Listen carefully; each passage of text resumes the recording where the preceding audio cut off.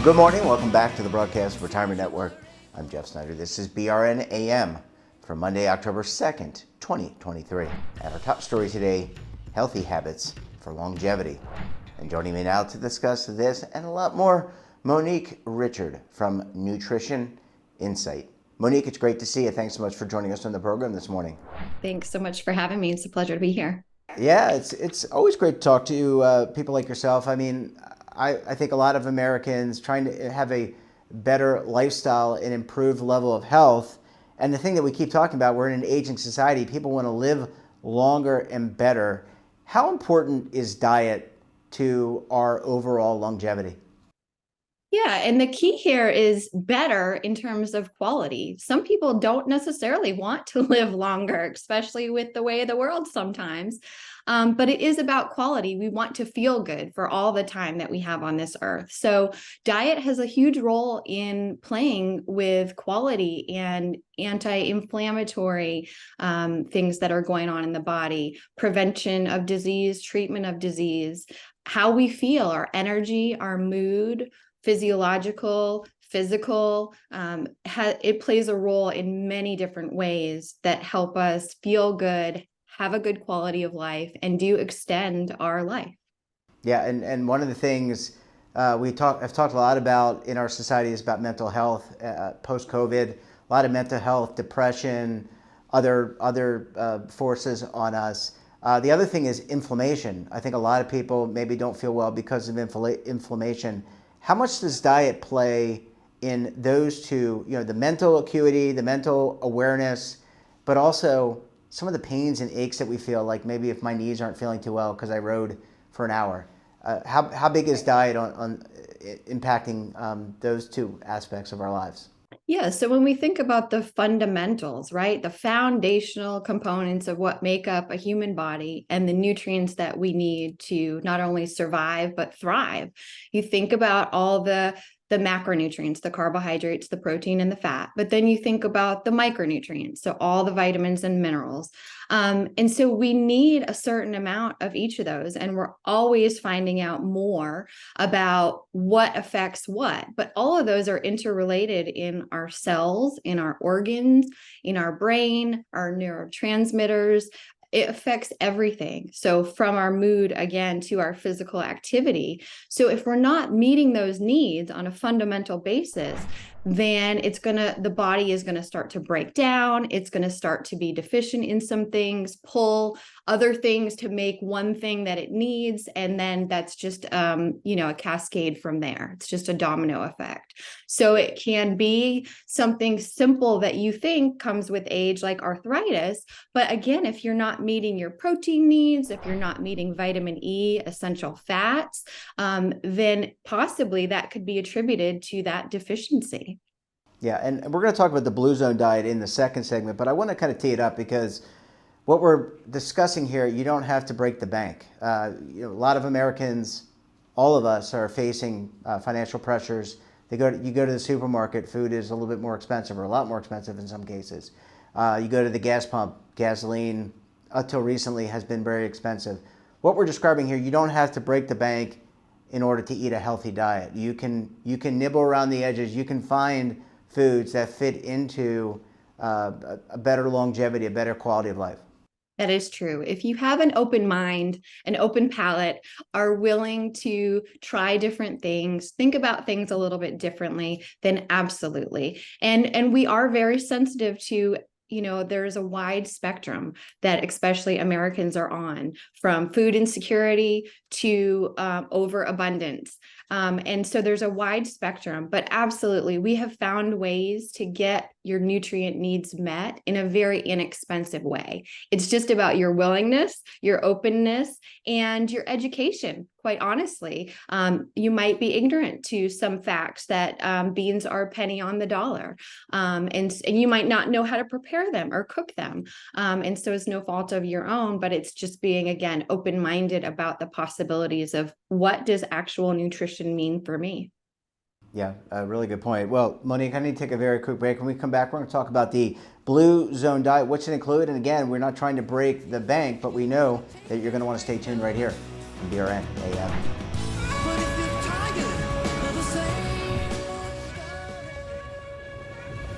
Imagine a new television network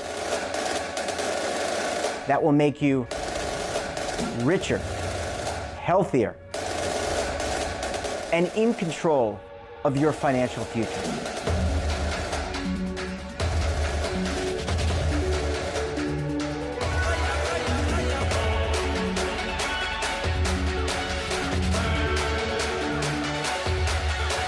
This network is for the policewoman in Nashville, Tennessee, the baker in Dubuque, Iowa, the teacher in Lexington, Kentucky. We want to make the idea of savings and retirement culturally relevant. But what do you see as a defining issue of the midterms, especially for the smaller businesses? I mean, they are the lifeblood of the American economy.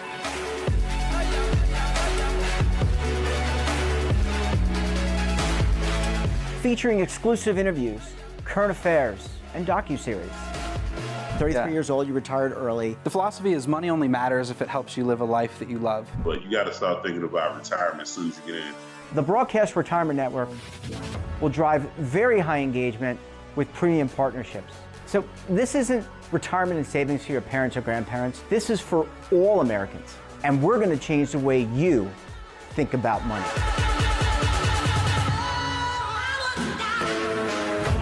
Welcome to the next frontier of retirement and savings. This is BRN, the Broadcast Retirement Network.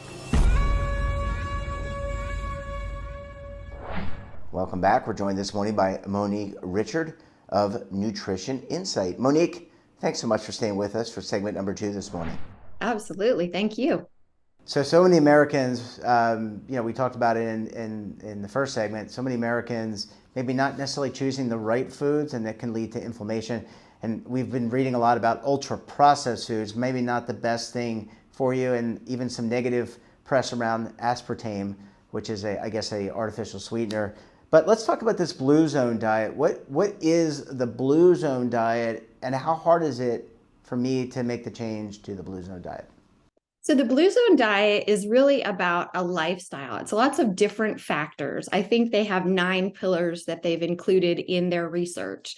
So basically, I was looking up to see how they got this name, and it was basically 5 different places found in the world that people were living 100 years old or more. And they were making circles on the map in places of the world. So these concentric circles were in a blue area. And so they started to call them the Blue Zone.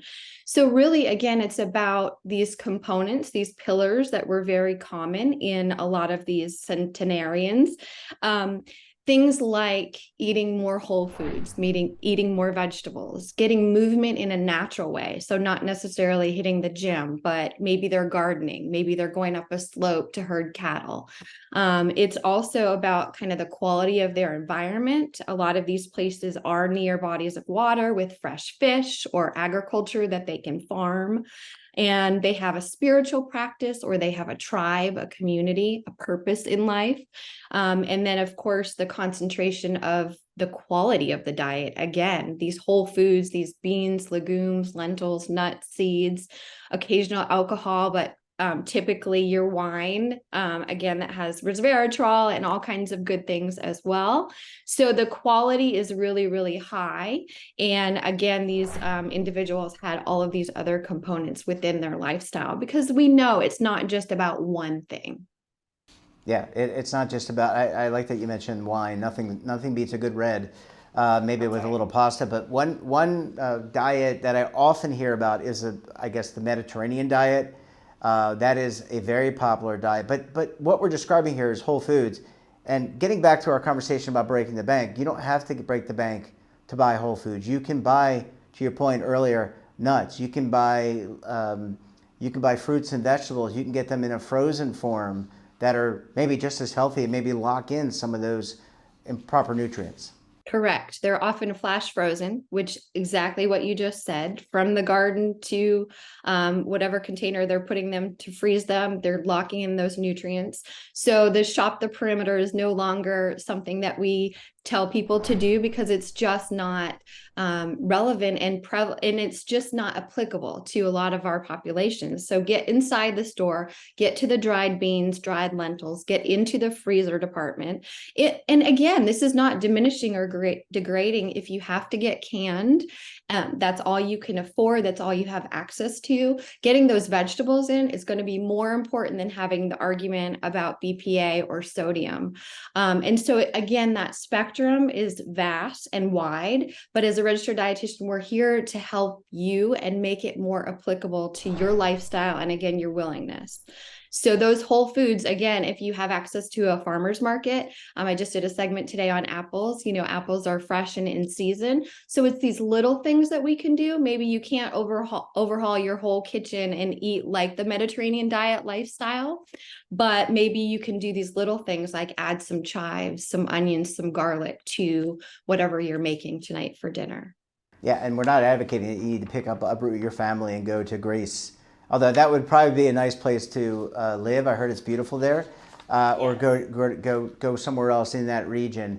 Right. I want to ask you, I guess last question here is maybe the term organic is often thrown around, and to me, it has really become a label and a branding mechanism. How important is it when you're buying vegetables, whether they're flash frozen, whether they're you pick them around the perimeter? How important is that organic brand to what we're talking about here, which is greater longevity, better healthy habits? Can you get away with a non-organic banana or a non-organic spinach?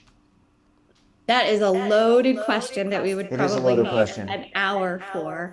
All right, we'll have to. So I promise you, we'll come back and unpack it. But just a few high-level points. Yes, a simple way to look at it is, again, applicable to you. What does your budget look like? What are your needs? Maybe you have a certain condition that really affects your immune system. And so you want to decrease the assault on your body of foreign substances, pathogens, bacteria, germs. So looking for, again, those high quality ingredients made as close to Mother Nature wants them as possible is going to be beneficial to you. Now, if you're a mother of 4 and you're just trying to get some fruits and vegetables on the table and you cannot afford the organic fruits and vegetables, then get absolutely what is beneficial for your family. And again, there's arguments on both sides, but really, if we are, as consumers, demanding more quality, more integrity of our soil, more agricultural practices that, again, benefit humans, not just say this is safe or this has been proven to safe. We want to push harder. We want to protect our planet, and we want to say this is good for us, and we're doing everything we can to optimize that. Yeah, really good points. Monique, we're going to have you back. We'll break down. We'll talk about organic, non-organic at a much greater length. Thanks so much for joining us, and we look forward to having you back on the program again. Would love to. Thank you. That wraps up this episode of BRN AM. Have a topic of interest, someone you think we should talk to, drop us a line. And don't forget, for all the latest curated news and lifestyle, wellness, finance, tech, so much more, all in one place, check out today's edition of our daily newsletter, The Morning Pulse. Want to search our archives, check out our latest content? Well, visit our website. We're back again tomorrow with another great edition of BRN AM. Until then, I'm Jeff Snyder. Stay safe, keep on saving, and don't forget, roll with the changes.